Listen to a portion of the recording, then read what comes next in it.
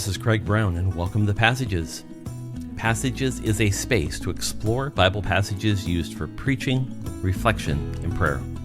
My hope is that Passages will shine a unique light on text used for preaching at the First Free Methodist Church of Seattle, or for anyone looking to dive deeper into the Bible. Today's passage is Matthew chapter 20, verses 1 to 16. It's the basis of the sermon at First Free Methodist Church on October 5, 2025. It's part of our series called Built on Grace, Being Known and Loved. So I'll be reading from the New American Standard Bible and its 2020 revision, beginning at Matthew chapter 20, verse 1. Jesus is speaking, and he said, "For the kingdom of heaven is like a landowner who went out early in the morning to hire laborers for his vineyard. When he had agreed with the laborers for a denarius a day, he sent them into his vineyard. And he went out about the third hour and saw others standing idle in the marketplace, and to those he said, 'You go into the vineyard also, and whatever is right I will give you.' So they went. And he went out about the 6th and the 9th hour and did the same thing. And about the 11th hour he went out and found others standing around, and he said to them, 'Why have you been standing here idle all day long?' And they said to him, 'Because no one hired us.' And he said to them, 'You go into the vineyard too.' Now when evening came, the owner of the vineyard said to his foreman, 'Call the laborers and pay them their wages, starting with the last group to the first.' When those hired about the 11th hour came, each received a denarius. And so when those hired first came, they thought that they would receive more, but each of them also received a denarius. So when they received it, they grumbled at the landowner, saying, 'Those who were hired last worked only 1 hour, and you have made them equal to us, who have borne the burden of the day's work in the scorching heat?' But he answered and said to one of them, 'Friend, I am doing you no wrong. Did you not agree with me for a denarius? Take what is yours and go. But I want to give to this last person the same as to you.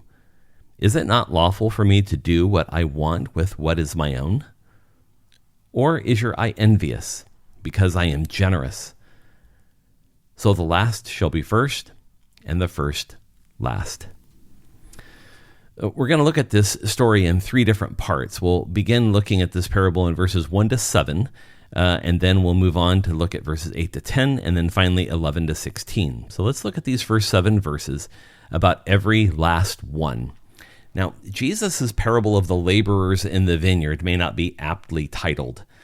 The focus here should be on the generous vineyard owner, not just on the workers who came at various stages of the day.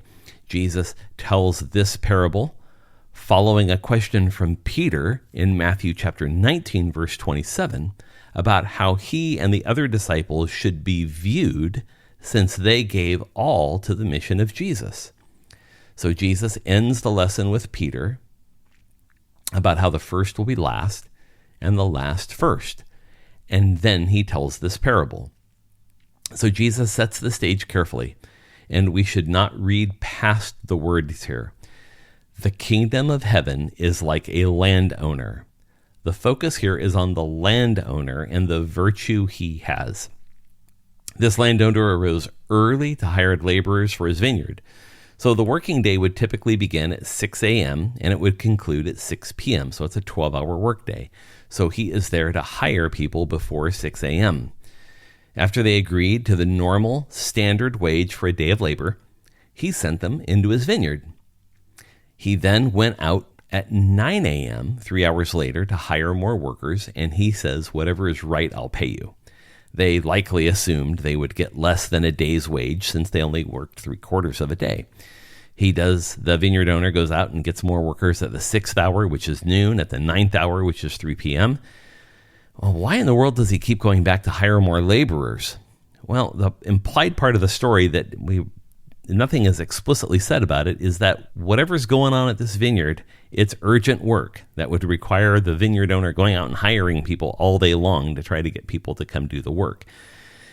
So we might miss this if we're not careful with the story, that the story only works because there's this urgency that's driving what's going on, that the owner of the vineyard keeps going out all day long and hires people. Now, Jesus' listeners would obviously get it. They would understand the fact that the owner keeps going out to hire means that whatever's happening needs to be dealt with right now. The work needs to be done immediately. But what's most odd in the story is that the owner goes out at the 11th hour, which is 5 p.m., to hire workers for only 1 hour. Now, what's different here is the owner asks a question. He asks those who've been standing there at 5 p.m., why have you been standing here all day? And one might ask, why did the owner not see them standing there before? Well, their answer gives us the opening key to this parable. They respond to the question by saying, no one hired us. They are the rejected, the discarded. They're the last to be picked for the team. And in keeping with Matthew's gospel, these likely represent tax collectors and sinners. There's no place for them since they were overlooked and rejected. So they say, no one hired us.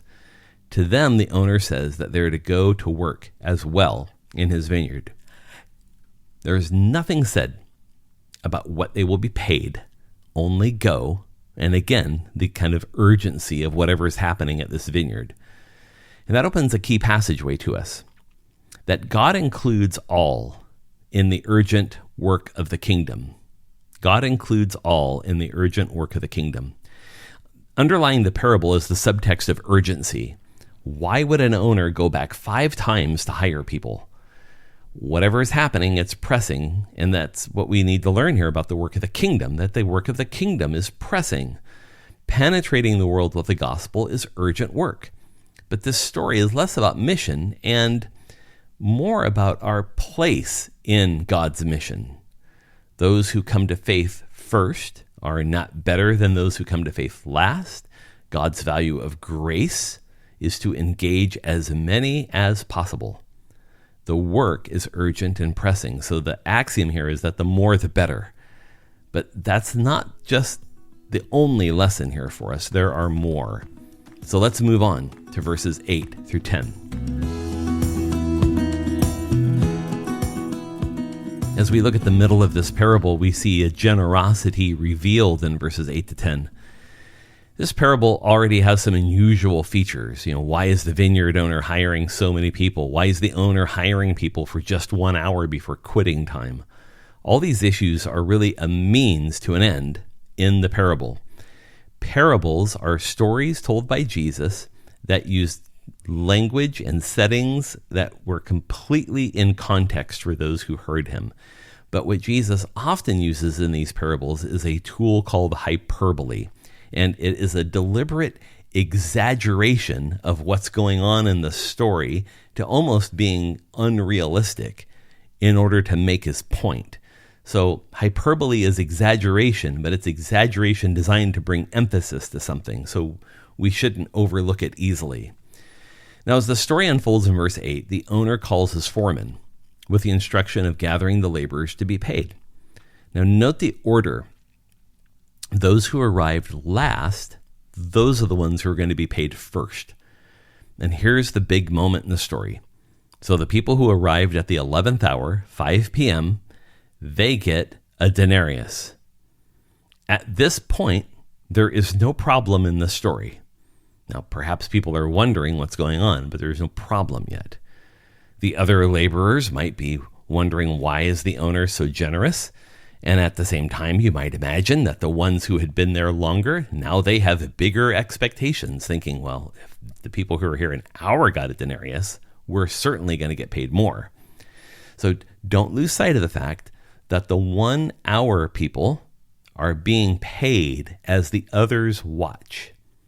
It's not a secret. It's designed to be public. Verse 10 tells us that those who were hired at 6 a.m., they got the same. They got exactly what was promised to them. But you see, they now expected more. All we have so far is, to be honest, a crazy vineyard owner who pays everyone the same, no matter how long they worked. And it does open a key passageway to us that we need to focus on. That God's generosity is unfair and unbalanced. Good. God's generosity is unfair and unbalanced. Good. Now, what happens in the parable is shocking to those who heard it. People who worked an hour got paid the same as those who worked all day. You see, what Jesus is lifting up here is that this God, the vineyard owner, is generous, that the economy of the kingdom of God is generous. There are many interpretations to what this might mean. Are the people who worked an hour tax collectors and sinners? Are they the Gentiles? Are they people who've been in the church community a long time versus those who've only been in the community for a short amount of time? To be honest, don't get really lost in those details. The axiom or the truth here is the same, that generosity is the key in the kingdom of God. And we're about to learn why.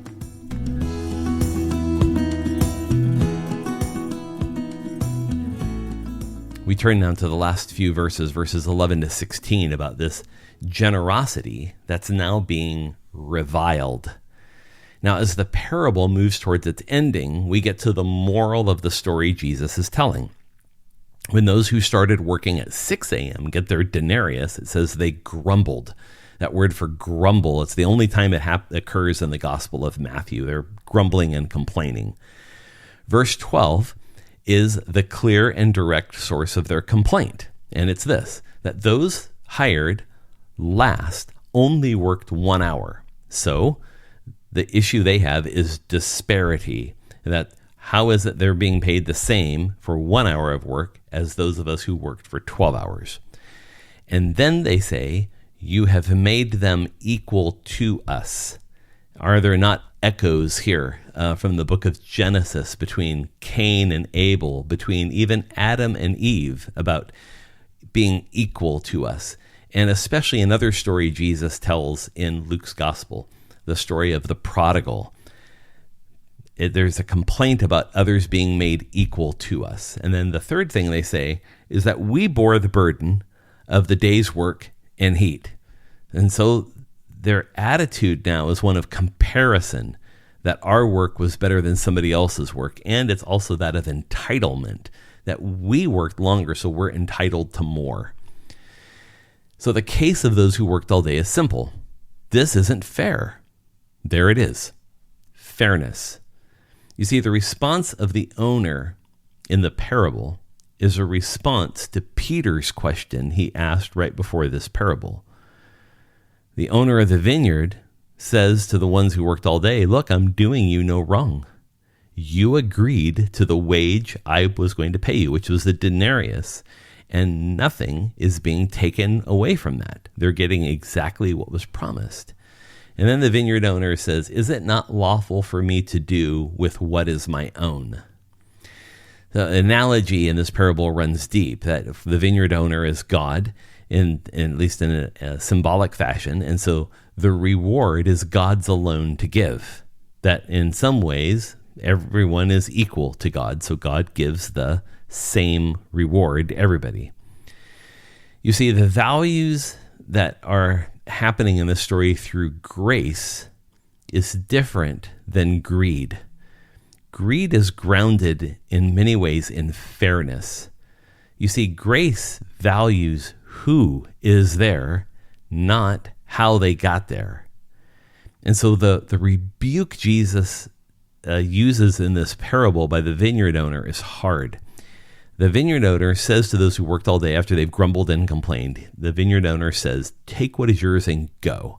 It's so dismissive in the language. It's like almost a rejection of those who worked all day. The owner is insistent in being more generous to those who worked and arrived last. And then he asks this rhetorical question, is your eye envious because I am generous? Such a powerful question here, that do the workers get to decide who the owner should and should not be generous to? Or maybe even more directly, they feel that they should get a measure of generosity that's equal to those who worked only for 1 hour. They felt that they should have been given the same generosity as others. So what they have taken for granted is that they actually had jobs to begin with. They've taken for granted that they were included. They have taken for granted that they've lost nothing, that they were paid exactly what they were promised to be paid. But what they want is more generosity than others. It was about how they compared. Now, Jesus then says that the last shall be first and the first last. Makes sense. Not fair, but it makes sense. And our closing key passageway then is this, is that we are the recipients of grace, not arbiters of it. We are the recipients of grace, not arbiters of it. Humans are quick to judgment. This parable is a good illustration. If this parable played out today, it would go down exactly the same way. We believe that our standard of ill-informed fairness is actually right and good. So this parable is a confrontation and a harsh indictment of how we make the grace of God something else. What we must seek here is that everyone receives grace, not that some deserve it more than others. That's not grace. So we must be looking for the last. Why? Well, if we read the parable clearly enough, because God is out looking for the last, and God is going to be generous to them. And so we should be looking for them too. A quick word about Passages. This podcast, that it has moved to a new podcast host on the FFMC podcast. So I want to encourage you to please subscribe to the FFMC podcast using your favorite podcasting app. Under the FFMC podcast, you'll find not only Passages, but you'll also find our Sunday sermons, and you'll also find our new monthly podcast called Connections. We're going to be terminating this podcast, Passages, on its separate feed very soon. So please do migrate to the FFMC podcast right away. I also want to encourage you to visit our church's website at ffmc.org to learn more about Free Methodism and how you can connect with our community. For now, I bid you all grace. Thanks for listening, and we'll see you next time.